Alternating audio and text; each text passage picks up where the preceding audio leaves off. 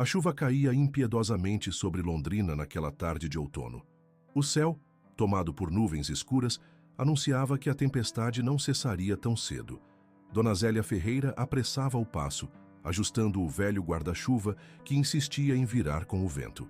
Após 16 horas de trabalho no Hospital Santa Mariana, seu corpo pedia descanso, mas sua mente ainda fervilhava com as preocupações do dia. Aos 58 anos, Zélia carregava no rosto as marcas de uma vida de sacrifícios.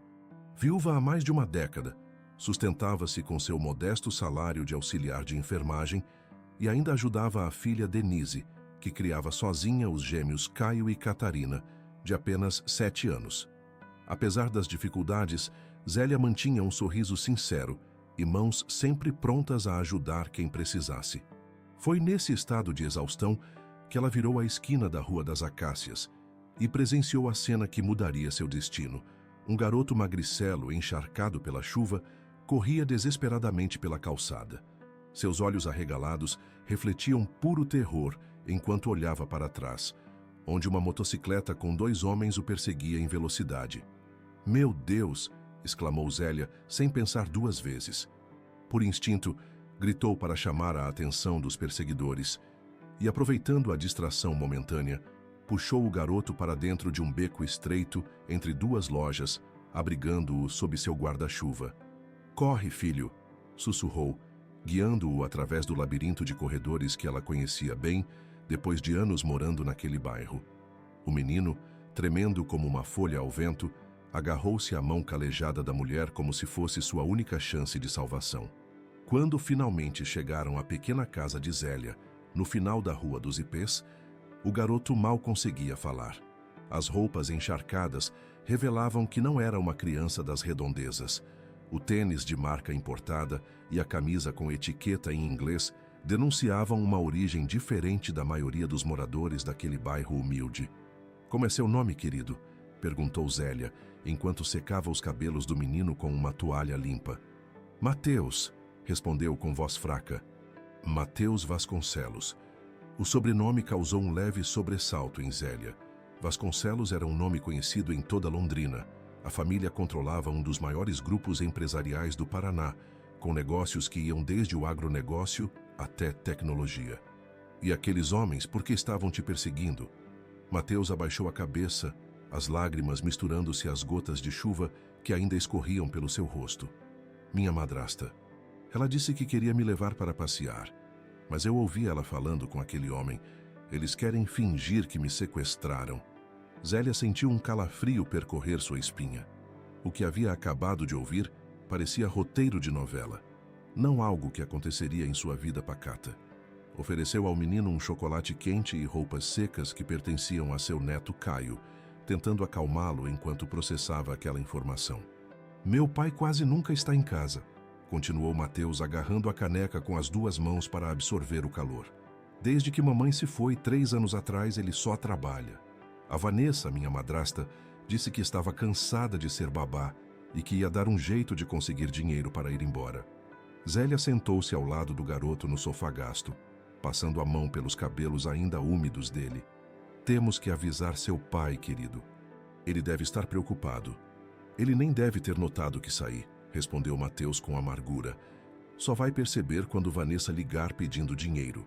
A sabedoria de décadas como enfermeira havia ensinado Zélia a reconhecer quando alguém precisava mais de acolhimento do que de conselhos.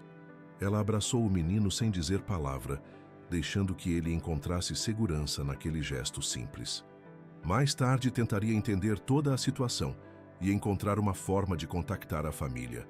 Mas naquele momento, o importante era que Mateus se sentisse protegido. Na manhã seguinte, Zélia ligou para o hospital alegando uma emergência familiar. Era a primeira vez em 5 anos que faltava ao trabalho, mas algo lhe dizia que não podia deixar o menino sozinho. Enquanto Mateus ainda dormia, enrolado nas cobertas floridas de seu quarto, ela ligou a pequena televisão para acompanhar as notícias locais. Não demorou para que o rosto do garoto aparecesse na tela, acompanhado da manchete: "Filho de Eduardo Vasconcelos, desaparecido desde ontem." O apresentador relatava que a polícia já estava mobilizada nas buscas e que a família oferecia uma recompensa generosa por informações. Zélia sentiu o estômago afundar. Se contasse às autoridades, seria acreditada ou seria vista como cúmplice de algum esquema. Sua desconfiança instintiva de pessoas ricas e poderosas, fruto de amargas experiências do passado, fazia-a hesitar. Seus pensamentos foram interrompidos pelo toque insistente do telefone. Era Denise, sua filha, preocupada com as notícias. "Mãe, está vendo isso? É o filho daquele empresário." Dizem que a empregada viu um carro suspeito rondando a mansão antes do desaparecimento. Zélia fechou os olhos, o conflito interno corroendo-a por dentro. "Denise, preciso te contar uma coisa, mas você tem que prometer que não vai contar para ninguém ainda."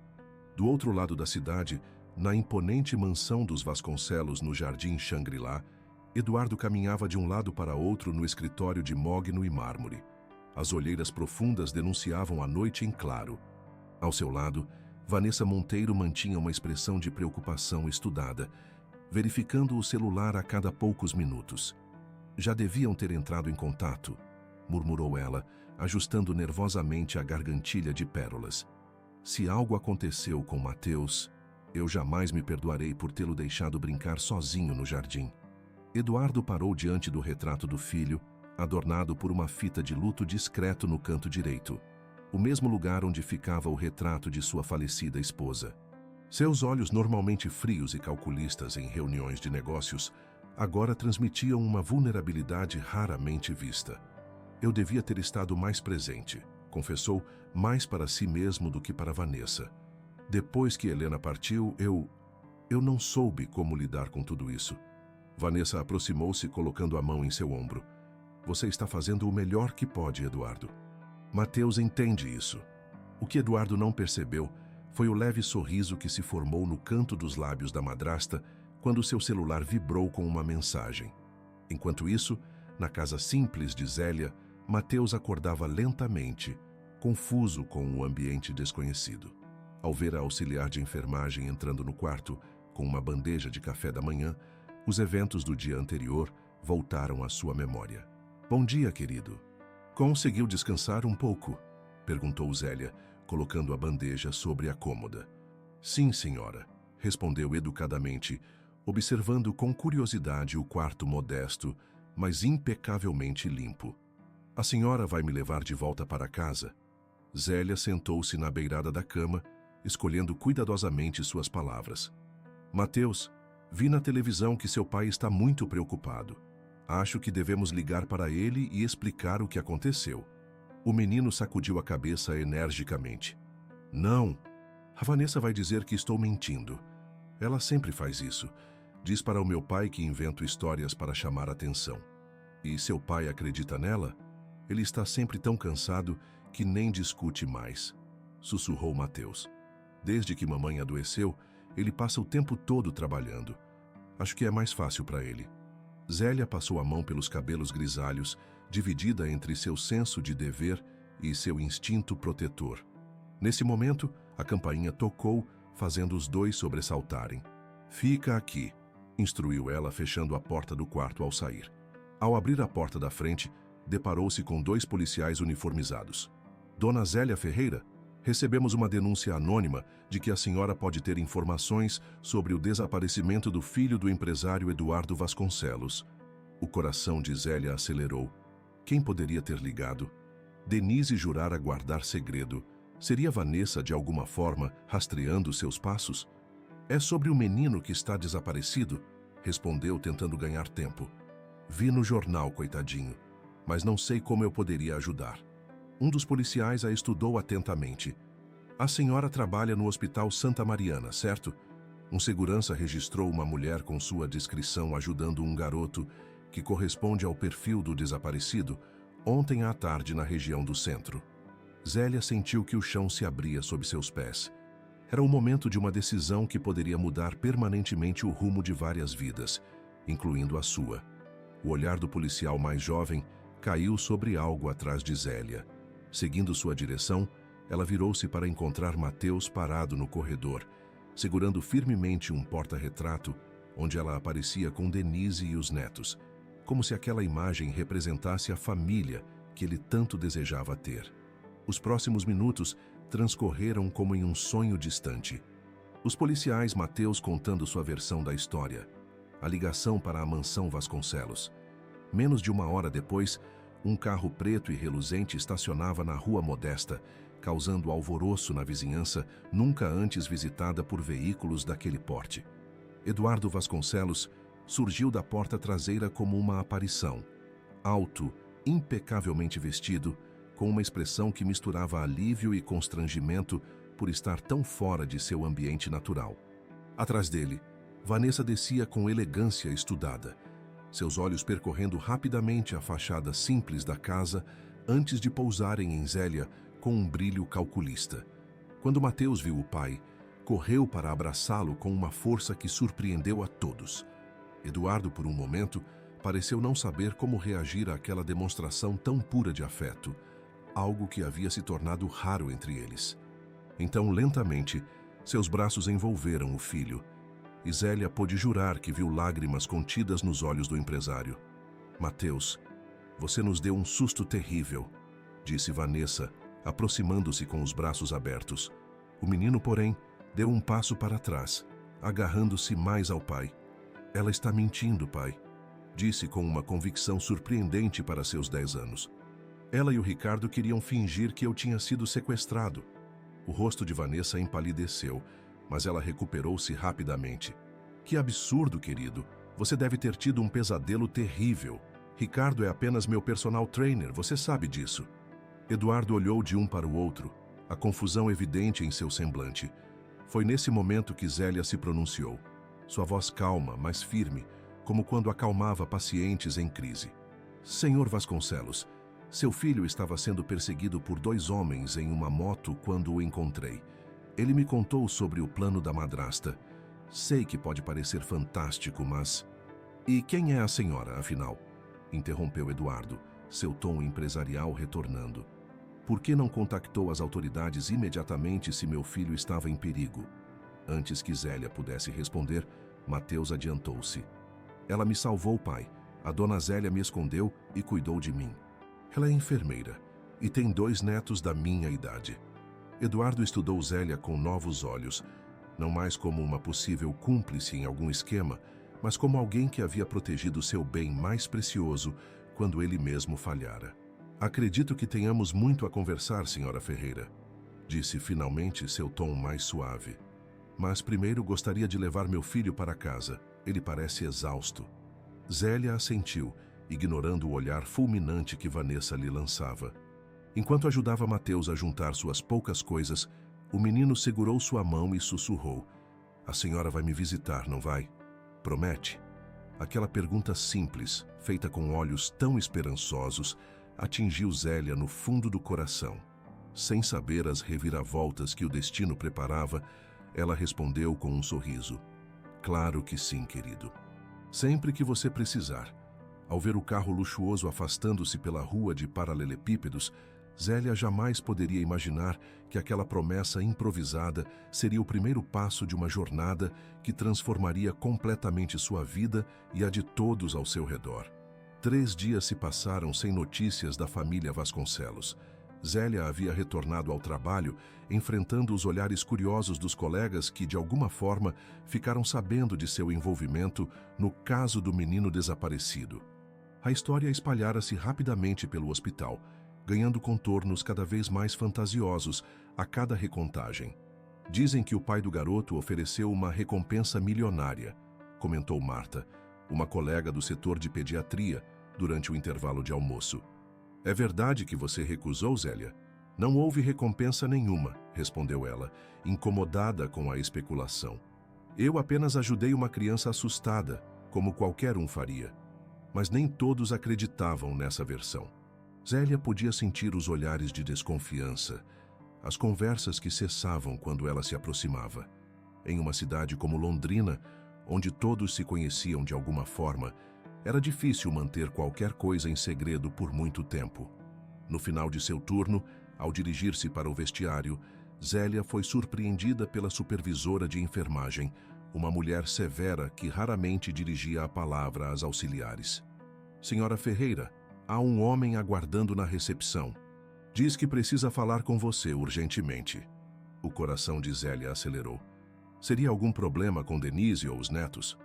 Ou talvez, ao chegar à recepção, deparou-se com a figura imponente de Eduardo Vasconcelos. Vestido com um terno impecável, ele parecia deslocado entre os pacientes e visitantes do hospital público. Quando seus olhares se encontraram, ele fez um gesto discreto para que o seguisse até o estacionamento. Como está Mateus? Foi a primeira pergunta de Zélia assim que se viram a sós, próximos ao Jaguar preto, estacionado em vaga preferencial. Ele pergunta por você todos os dias, respondeu Eduardo, um leve sorriso suavizando suas feições normalmente sérias. Na verdade, foi por insistência dele que vim procurá-la. Eduardo explicou que, após intenso questionamento, Vanessa acabou confessando o plano de extorsão. Ela estava agora afastada da casa, embora negasse veementemente que pretendia causar qualquer dano físico ao garoto. Vim pessoalmente agradecer pelo que fez por meu filho, continuou o empresário, e também para fazer-lhe uma proposta. Zélia ajustou a alça da bolsa gasta, subitamente consciente do contraste entre ambos. Que tipo de proposta, Sr. Vasconcelos? Mateus está sofrendo muito com tudo isso. Ele nunca foi uma criança muito sociável. E depois do falecimento da mãe, ficou ainda mais retraído. Eduardo fez uma pausa, como se escolhesse cuidadosamente as próximas palavras. Ele parece ter estabelecido uma conexão especial com a senhora. Gostaria de contratá-la como cuidadora particular dele. A proposta pegou Zélia completamente desprevenida. Mas eu sou auxiliar de enfermagem. Não tenho qualificações para ser...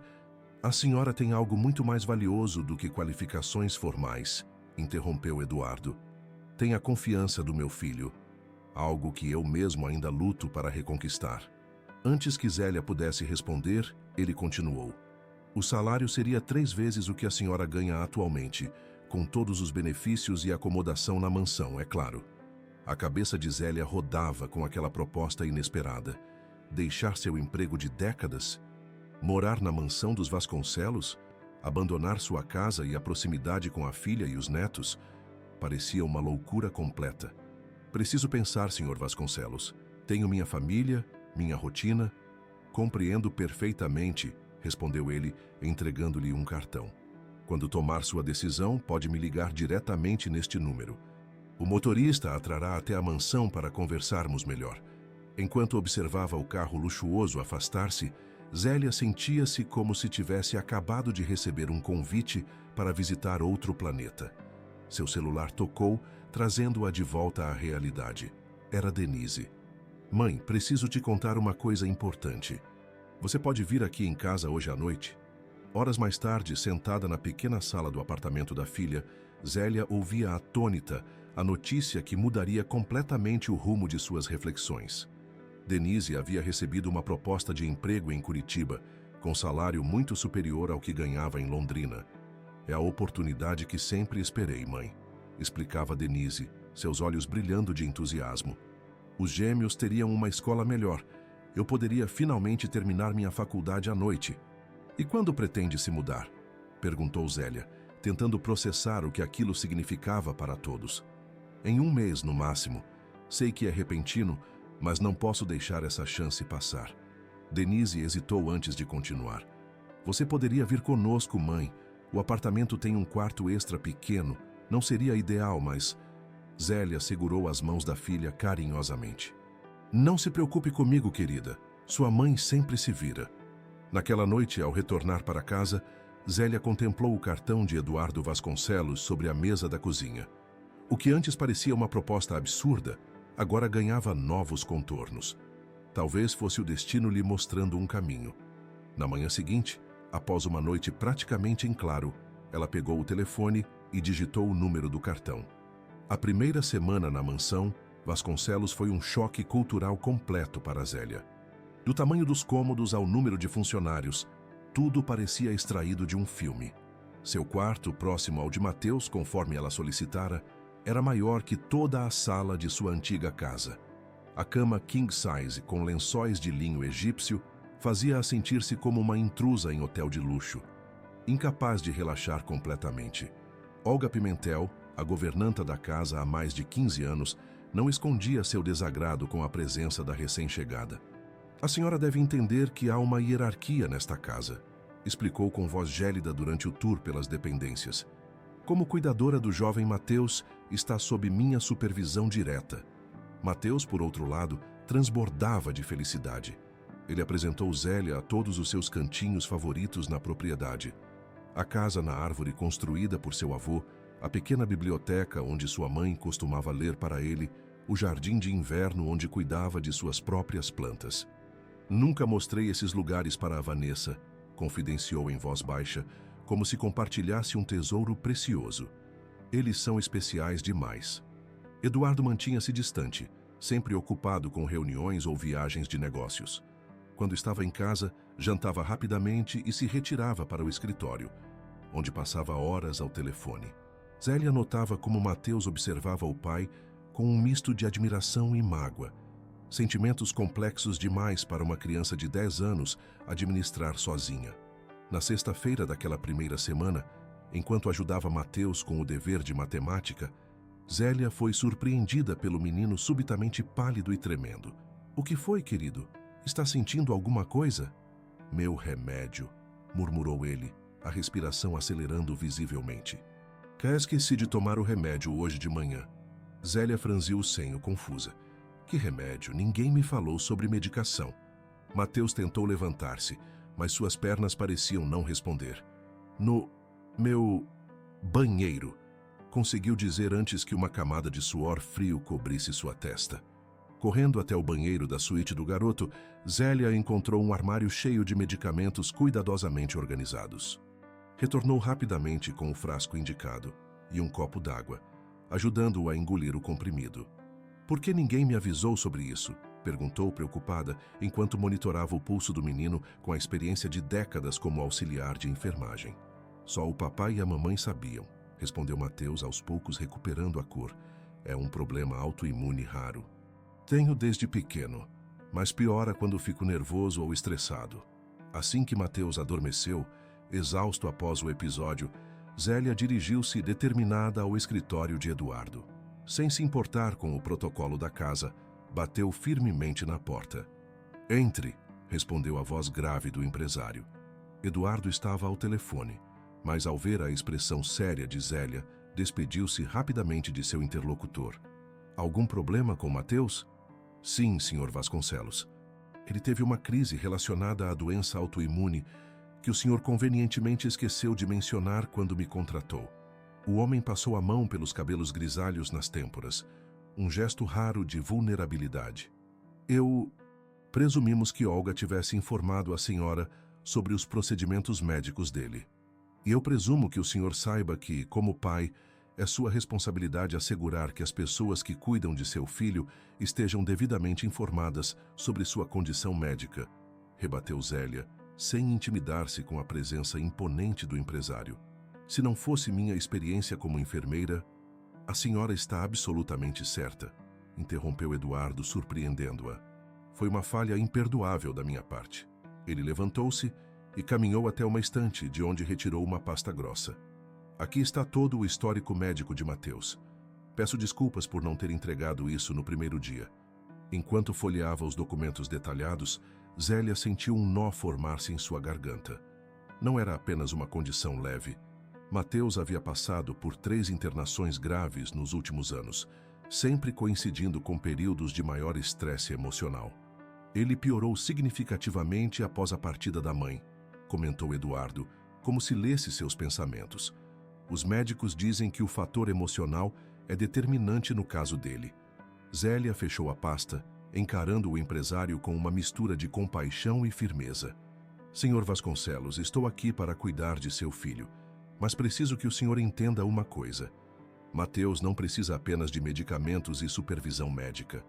Ele precisa de presença, de atenção, de saber que é importante."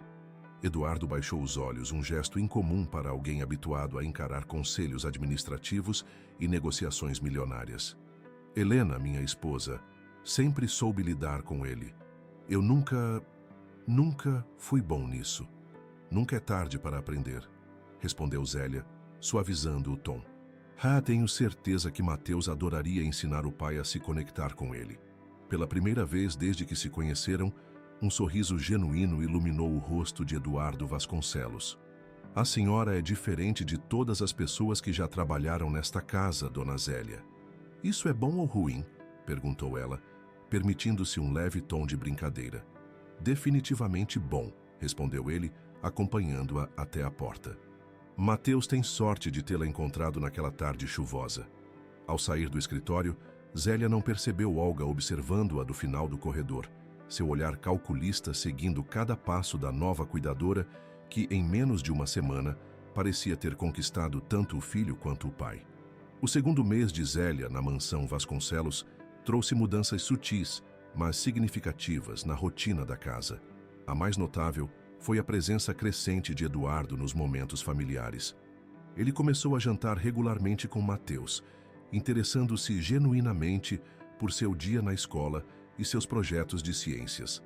Aos domingos, surpreendentemente, passou a reservar algumas horas para caminhar com o filho pelos extensos jardins da propriedade. A saúde de Mateus melhorava visivelmente. Com a medicação regularizada e supervisionada por Zélia, as crises tornaram-se mais raras. O garoto sorria com mais frequência, fazia planos, convidava colegas da escola para brincar, comportamentos que, segundo a governanta Olga, não eram vistos desde antes do falecimento de Helena Vasconcelos. Nunca vi o menino tão bem, comentou certa tarde o jardineiro seu Antônio, enquanto Zélia o ajudava a colher tomates da horta que haviam começado juntos. A senhora tem mãos abençoadas, Dona Zélia. É o amor que faz a diferença, respondeu ela simplesmente. Crianças são como plantas. Precisam de sol, água, nutrientes e, principalmente, cuidado constante.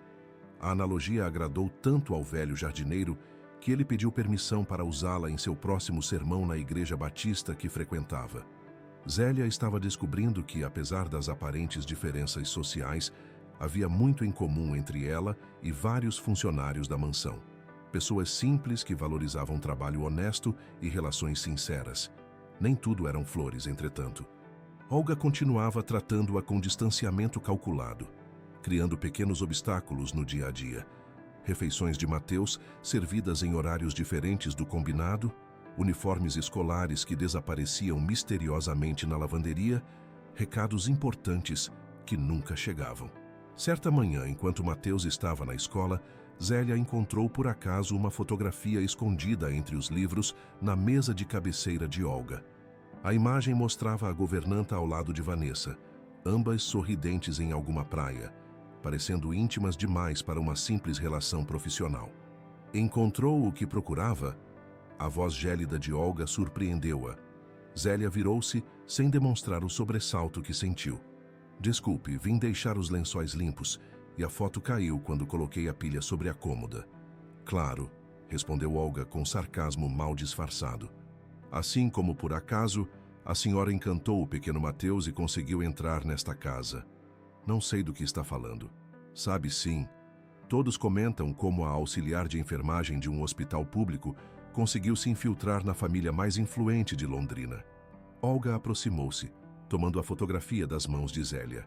A senhora pode ter enganado o Sr. Vasconcelos, mas não me engana. Estou nesta casa há 15 anos e já vi muitas como você virem e irem. Não estou aqui para substituir ninguém, respondeu Zélia com dignidade. Apenas para cuidar de Mateus, que é uma criança maravilhosa que merece todo o amor do mundo. Amor? Riu Olga amargamente. Ou interesse na fortuna Vasconcelos? Pense o que quiser, respondeu Zélia, dirigindo-se à porta.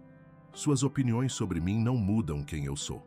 Aquela noite, porém, as palavras da governanta ecoavam em sua mente enquanto ela observava, da janela de seu quarto, Eduardo chegando tarde do trabalho. Havia algo no empresário que a intrigava, uma mistura de força e fragilidade, competência nos negócios e insegurança nas relações pessoais. Era como se ele tivesse construído um império econômico à custa de uma pobreza emocional devastadora. Seus pensamentos foram interrompidos pelo toque do celular. Era Denise, com notícias preocupantes. Mãe, o Caio está com febre alta há 2 dias. Já fomos ao pronto-socorro, mas estão dizendo que pode ser dengue. Estou apavorada. Zélia sentiu o coração apertar. Seu instinto maternal gritava para correr até Curitiba imediatamente, mas sua responsabilidade com Mateus a mantinha em Londrina. O conflito interno que sempre temera estava finalmente se materializando. Como conciliar suas duas famílias? Vou ver se consigo alguns dias de folga, respondeu, tentando manter a calma para não aumentar a preocupação da filha. Amanhã mesmo falo com o Sr. Vasconcelos. Na manhã seguinte, enquanto servia o café da manhã para Mateus antes da escola, Zélia tentava encontrar o melhor momento para conversar com Eduardo sobre sua necessidade de viajar.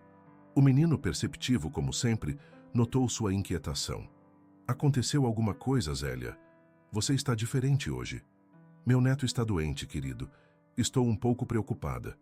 É grave? Espero que não, mas gostaria de poder ir até Curitiba para ajudar minha filha. Mateus pousou a colher ao lado da tigela de cereais, pensativo. Você vai voltar, não vai? A pergunta tão direta, carregada de ansiedade mal disfarçada, fez Zélia sentar-se ao lado dele. Claro que vou. Seria apenas por alguns dias até meu neto melhorar. Promete? Prometo, Mateus. O adiamento não havia sido evitado. Quando Zélia finalmente conseguiu falar com Eduardo, ela explicou a situação de forma concisa. Precisava de 3 dias para visitar o neto doente. O empresário, surpreendendo-a novamente, não apenas concordou, como ofereceu seu jatinho particular para levá-la a Curitiba. Não é necessário, Sr. Vasconcelos. Posso perfeitamente ir de ônibus. E perder horas preciosas que poderia estar com seu neto? De forma alguma, insisto. Assim, apenas algumas horas depois, Zélia encontrava-se no pequeno aeroporto privado de Londrina, embarcando em uma aeronave que jamais imaginara conhecer por dentro. Durante o curto voo, ela refletia sobre como sua vida havia mudado dramaticamente em tão pouco tempo, de uma auxiliar de enfermagem anônima para alguém que viajava em jatinhos particulares. Em Curitiba, a situação de Caio era mais séria do que Denise havia descrito pelo telefone. O menino estava internado com os sintomas clássicos de dengue hemorrágica. Zélia utilizou toda a sua experiência médica para ajudar no tratamento, passando noites inteiras ao lado do neto, supervisionando cada medicação, cada bolsa de soro. No terceiro dia, quando Caio finalmente mostrou sinais de melhora, Zélia recebeu uma ligação inesperada. Era Eduardo. Sinto muito interromper, dona Zélia, mas temos uma situação aqui. Mateus está com uma crise forte, possivelmente desencadeada por estresse. Os médicos estão com ele agora, mas ele não para de chamar pela senhora. O conflito que Zélia tanto temia se concretizava da pior forma possível. Seu neto precisava dela, mas Mateus também. Como dividir-se entre 2 crianças que amava e que dependiam de seus cuidados? Vou retornar assim que possível, respondeu, a voz trêmula de preocupação. Por favor, diga a ele que estou a caminho. Ao desligar, encontrou Denise observando-a com uma expressão complexa, uma mistura de gratidão e algo que parecia inquietantemente próximo ao ressentimento. Você precisa voltar para o menino rico, não é? Perguntou sua filha, o cansaço tornando suas palavras mais duras do que provavelmente pretendia. Mateus também precisa de mim, filha. Ele está doente. E tem dezenas de pessoas para cuidar dele, incluindo o pai bilionário. Caio e Catarina só têm a mim. E você, quando pode estar presente. A última frase atingiu Zélia como um soco. Era verdade.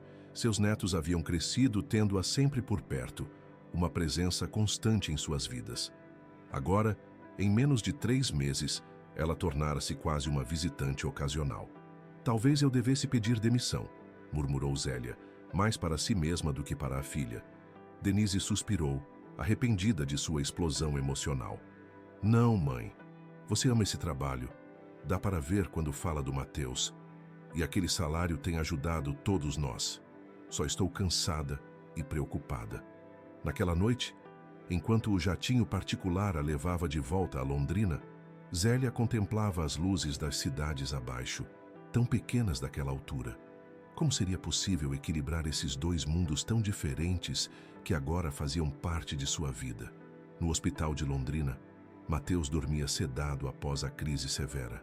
Eduardo, sentado ao lado da cama, tinha o semblante abatido de quem não dormia há dias. Quando viu Zélia entrar silenciosamente no quarto, algo em seus olhos se iluminou. Ele vai ficar bem, sussurrou, levantando-se para ceder-lhe a cadeira mais próxima do filho. Os médicos dizem que a crise já passou. O que aconteceu exatamente? Eduardo hesitou, seu olhar fugindo momentaneamente do dela. Mateus recebeu uma visita inesperada ontem. Vanessa conseguiu entrar na mansão durante minha ausência. Zélia sentiu o sangue gelar. Como isso foi possível? E onde estava Olga? Aparentemente foi Olga quem facilitou a entrada dela. Eduardo passou a mão pelo rosto cansado. Descobri tarde demais que as duas mantinham uma relação muito próxima há anos. Possivelmente Olga esteve envolvida no plano de extorsão desde o início. As peças do quebra-cabeça finalmente se encaixavam. A hostilidade da governanta, as pequenas sabotagens, a fotografia que Zélia encontrara por acaso. E o que Vanessa queria? Segundo Mateus, ela mostrou documentos que, nas palavras dela, poderiam destruir seu pai. Ameaçou usar esses documentos se eu não concordasse com seus novos termos financeiros. Eduardo baixou o tom, verificando se o filho ainda dormia. Documentos que, infelizmente, existem de fato. Zélia franziu o senho, intrigada pela confissão inesperada. Que tipo de documentos? Por um momento, Eduardo pareceu avaliar se deveria continuar. Finalmente, com um suspiro pesado, decidiu-se.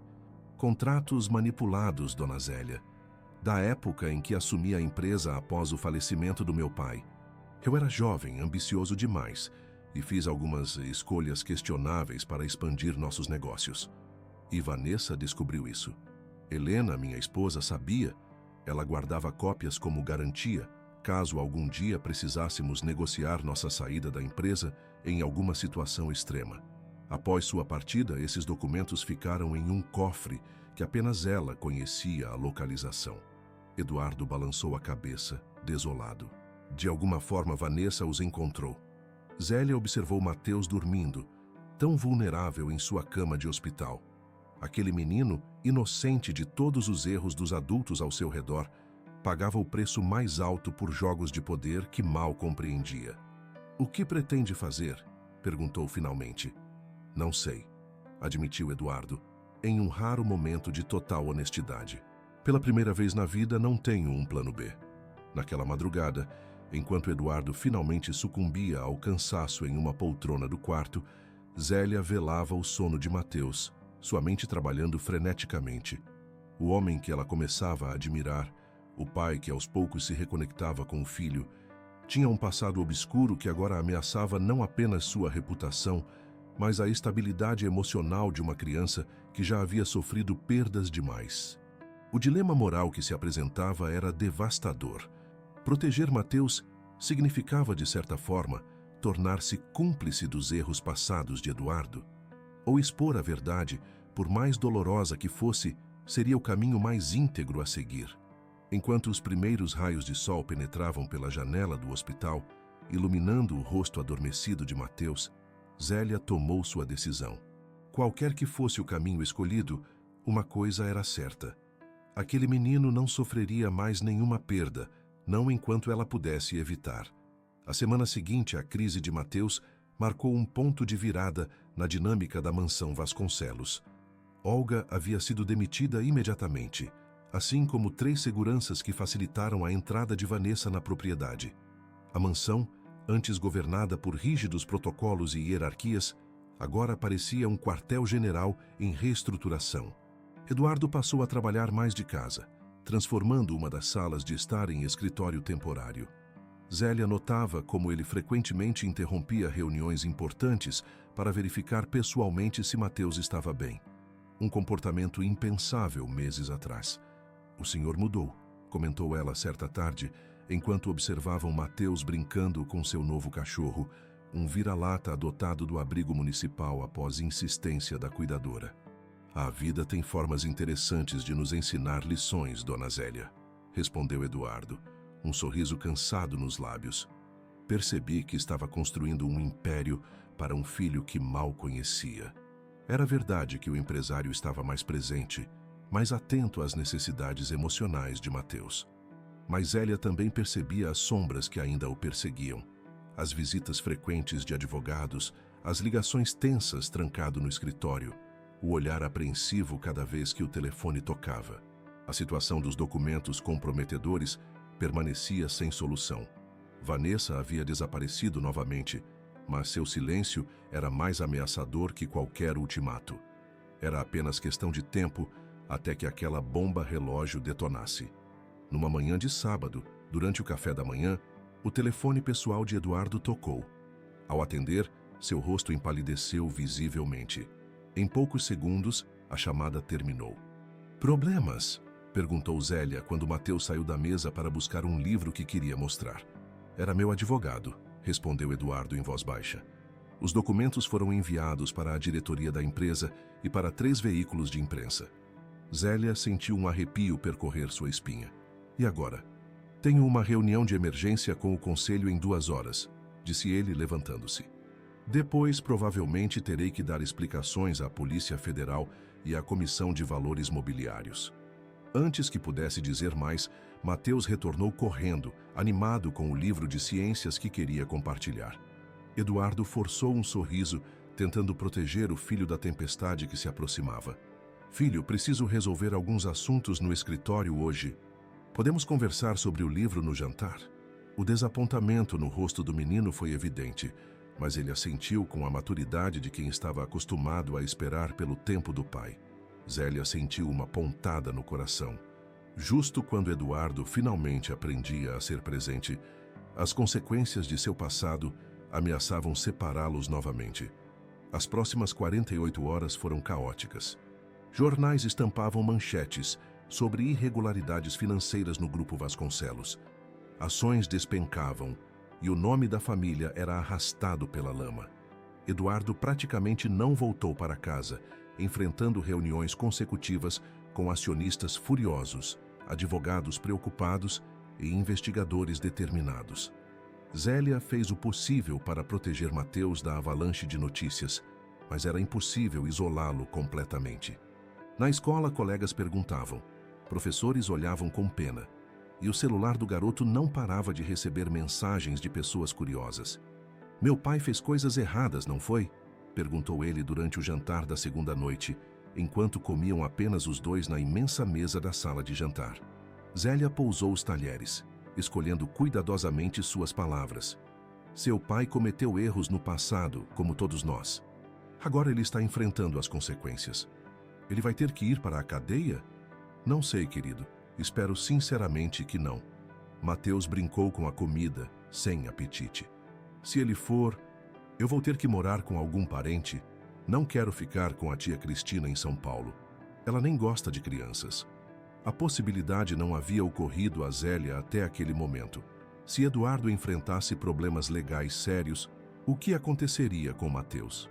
Como funcionária, ela não teria nenhum direito legal sobre o menino, por mais que o amasse como a um neto. "Vamos torcer para que tudo se resolva logo, tá bom? Seu pai é um homem inteligente." Na madrugada do 3º dia, Zélia foi acordada por sons estranhos vindos do andar térreo.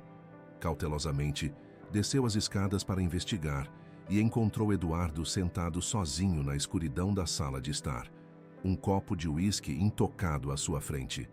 "Senhor Vasconcelos, está tudo bem?" Ele ergueu o olhar e, mesmo na penumbra, Zélia pôde ver o abatimento em seu rosto. "Acabei de assinar minha renúncia como presidente do Grupo Vasconcelos." Zélia aproximou-se, sentando-se na poltrona oposta. "Sinto muito. A empresa que meu pai construiu, que eu expandi por 20 anos, Eduardo balançou a cabeça incrédulo. "Tudo perdido por causa de decisões que tomei, achando que estava protegendo nosso legado." "E quanto aos processos? Haverá consequências legais?" "Provavelmente sim, embora meus advogados estejam negociando um acordo.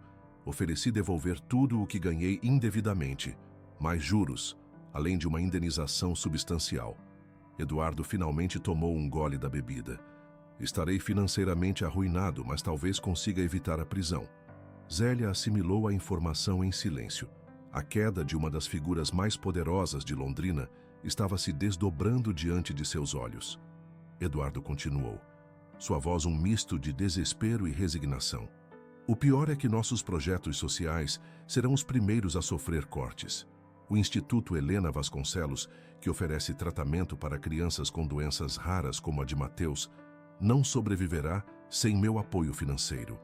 O Instituto Helena era o projeto pelo qual Eduardo mantinha mais paixão. Uma clínica especializada criada em memória da esposa falecida que atendia gratuitamente centenas de crianças.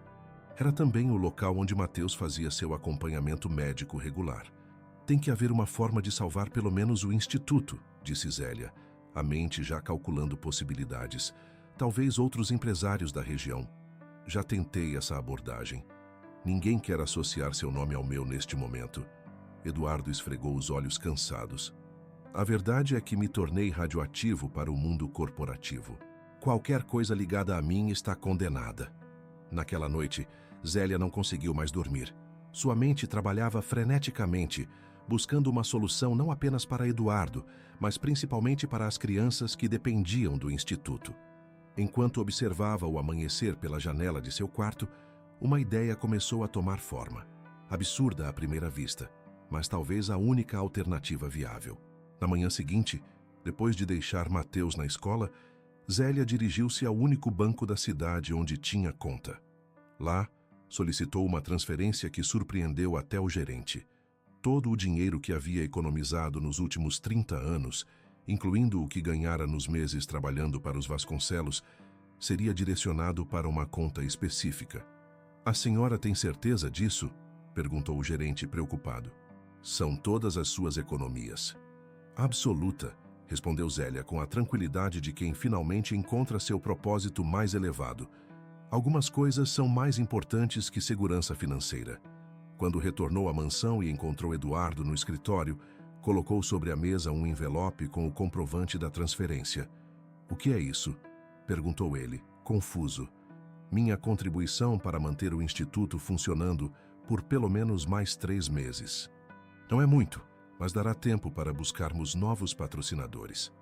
Eduardo abriu o envelope e, ao ver o valor, levantou-se atônito. "Dona Zélia, isso é tudo o que a senhora tem. Não posso aceitar." "Não estou dando para o senhor", respondeu ela com firmeza. "Estou investindo nas crianças que precisam daquele tratamento, inclusive Mateus."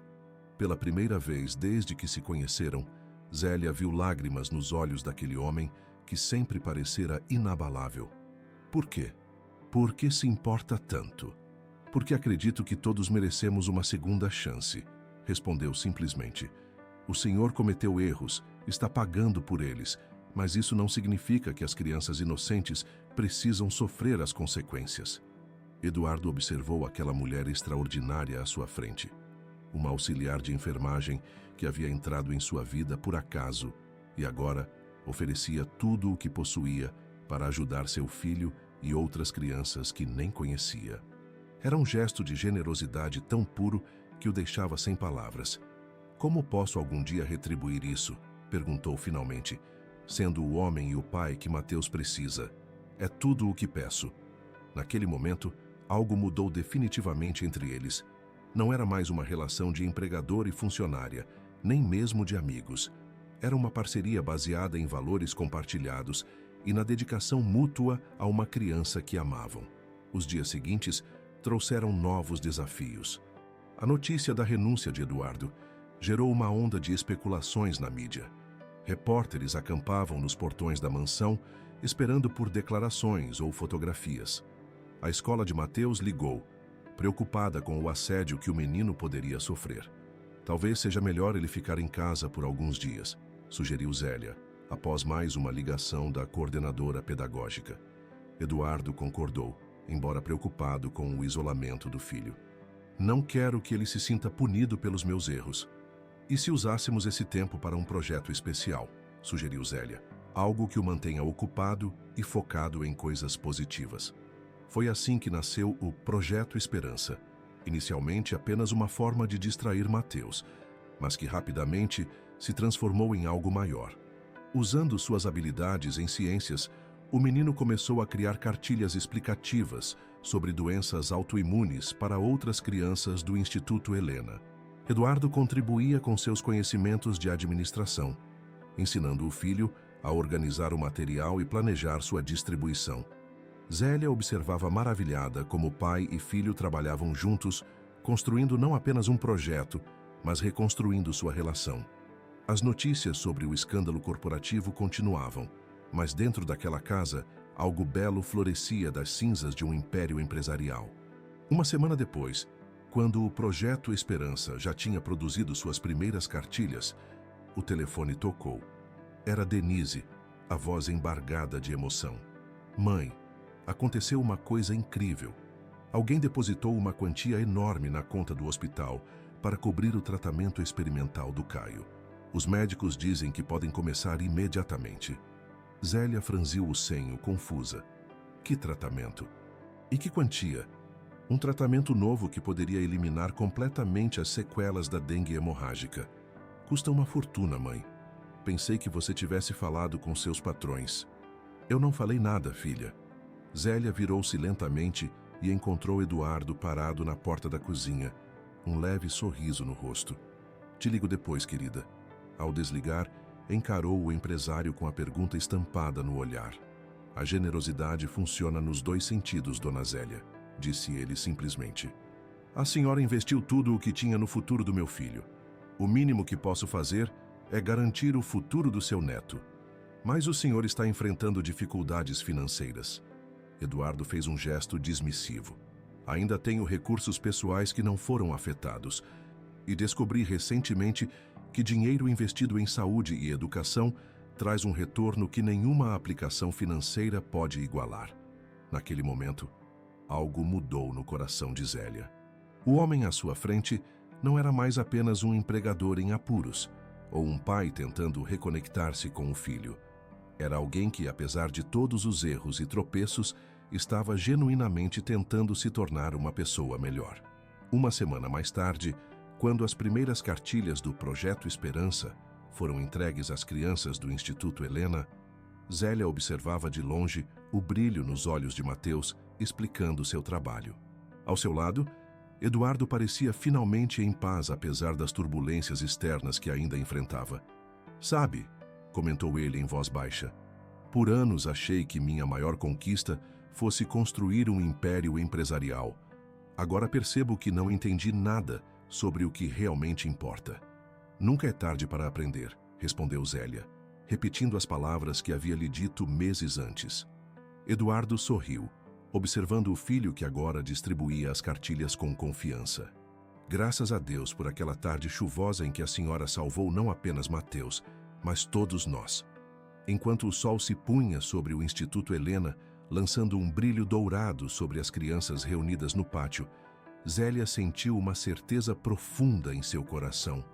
Famílias não são definidas apenas por laços de sangue, mas pelas escolhas que fazemos todos os dias, pelos sacrifícios que estamos dispostos a fazer por aqueles que amamos e pela coragem de recomeçar, não importa quantos erros tenhamos cometido no caminho.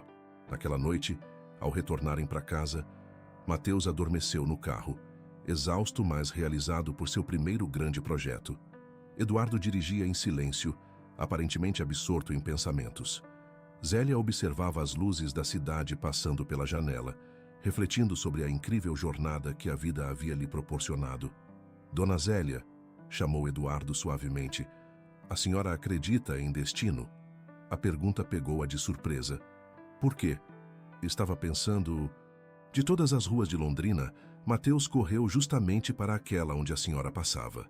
De todas as pessoas que poderiam tê-lo encontrado, foi a senhora. Parece que havia um propósito maior nisso tudo.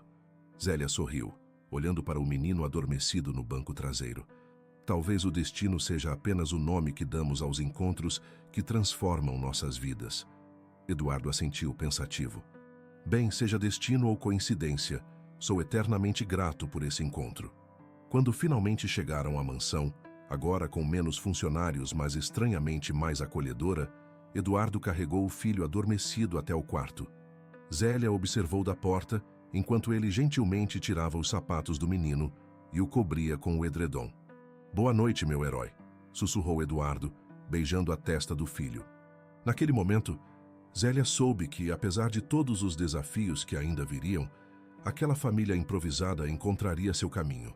Um empresário em processo de redenção, um menino redescobrindo a alegria de ser criança e uma auxiliar de enfermagem que aprendera que a verdadeira riqueza não se mede em conta bancária, mas na capacidade de transformar vidas com pequenos atos de coragem e amor incondicional.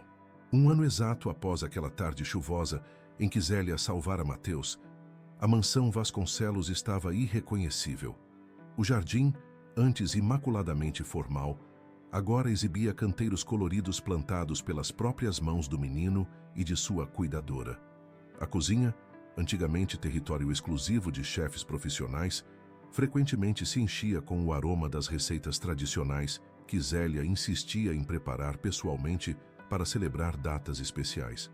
Eduardo havia reorganizado completamente seus negócios, vendendo participações em empresas internacionais para focar em iniciativas locais de maior impacto social. O Instituto Helena não apenas sobrevivera à crise, mas expandira-se para 2 novas cidades, atendendo o triplo de crianças. O Projeto Esperança, iniciado por Mateus, tornara-se um programa educacional reconhecido nacionalmente. Denise e os gêmeos, agora completamente recuperados, visitavam a mansão regularmente. Caio e Catarina adoravam explorar os vastos terrenos com o primo Mateus, como carinhosamente chamavam o filho de Eduardo. A resistência inicial de Denise à nova vida da mãe havia se transformado em admiração ao ver o impacto positivo que Zélia exercia não apenas na família Vasconcelos, mas em toda a comunidade através dos projetos sociais que agora coordenava. Em uma tarde ensolarada de outono, quase uma réplica daquele dia fatídico 1 ano antes, Eduardo encontrou Zélia na varanda, observando as crianças brincarem no jardim. Sentou-se ao seu lado, oferecendo-lhe uma xícara de chá de camomila, sua preferida, como ele havia aprendido. 1 ano inteiro, comentou ele. Parece que foi ontem, e ao mesmo tempo, parece que a senhora sempre esteve aqui. Zélia sorriu, aceitando a xícara. A vida tem essas ironias. Quando menos esperamos, encontramos nosso lugar no mundo. Sabe o que Mateus me disse ontem? Continuou Eduardo. Que pela primeira vez desde que sua mãe partiu, ele sente que tem uma família completa novamente. Algo aqueceu o coração de Zélia. Ele é um menino muito especial e merece pessoas especiais ao seu lado. Eduardo hesitou por um momento, como se procurasse as palavras certas. Dona Zélia, a senhora entrou em nossas vidas como uma cuidadora contratada, mas tornou-se muito mais que isso. Tornou-se o coração desta casa, a bússola moral que nos guia, a força que mantém nossa família unida. Zélia sentiu as lágrimas se formando, mas não as conteve. Era verdade. Em algum momento ao longo daquele ano, os limites profissionais haviam se dissolvido. O respeito mútuo havia florescido em algo mais profundo. Uma parceria baseada em valores compartilhados e no amor incondicional por uma criança que ambos consideravam um milagre em suas vidas. O que estou tentando dizer, continuou Eduardo, visivelmente nervoso, é que gostaria de propor algo mais permanente, não apenas como empregador e funcionária, mas como parceiros na criação de Mateus e na expansão dos projetos que iniciamos juntos. Zélia olhou para ele, surpresa com a proposta e com a própria reação interior, uma mistura de esperança e possibilidade que não sentia há décadas. Aos 59 anos, jamais imaginara que a vida ainda lhe reservasse novas aventuras do coração. Antes que pudesse responder, foram interrompidos pelo som de risadas. Mateus, Caio e Catarina corriam em direção à varanda, suas roupas sujas de terra e rostos iluminados pela alegria pura que só as crianças conhecem. Vó Zélia, chamou Caio, o mais extrovertido dos gêmeos. Mateus teve uma ideia incrível para ajudar as crianças do instituto. Podemos contar? Tio Eduardo, exclamou Catarina simultaneamente, usando o título que havia naturalmente adotado para o empresário. Descobrimos uma forma de expandir o Projeto Esperança para outros lugares do Brasil. Enquanto as crianças explicavam animadamente seu novo plano, utilizando termos técnicos que haviam aprendido com Eduardo e conceitos de cuidado que eram claramente influência de Zélia, os 2 adultos trocaram um olhar cúmplice. Seja qual fosse o rumo que sua relação tomasse dali em diante, uma coisa era certa. Juntos, haviam criado algo muito maior que qualquer império financeiro.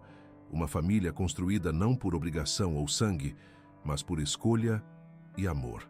Naquela noite, enquanto a mansão se aquietava e as estrelas brilhavam sobre Londrina, Zélia refletia sobre a incrível jornada que a vida lhe proporcionara. De uma auxiliar de enfermagem anônima a uma figura central na transformação de uma das famílias mais influentes da cidade. De uma mulher que temia envolver-se demais nos problemas alheios a alguém que descobrira que, às vezes, é precisamente nesse envolvimento que encontramos nosso verdadeiro propósito. A vida, concluiu ela, enquanto fechava suavemente a porta do quarto de Mateus após o beijo de boa noite, não se mede pelos bens que acumulamos ou pelos títulos que ostentamos. Mede-se pelos corações que tocamos, pelas vidas que transformamos e pela coragem de estender a mão para uma criança em perigo, mesmo sem saber que aquele simples gesto poderia mudar tudo. E enquanto caminhava pelo corredor da mansão que agora considerava lar, Zélia soube que havia feito exatamente o que era certo, não apenas para Mateus ou Eduardo, mas para si mesma. Pois, no final, é a soma de nossas pequenas decisões cotidianas, nossos atos aparentemente insignificantes de bondade, que definem quem realmente somos e o legado que deixamos neste mundo.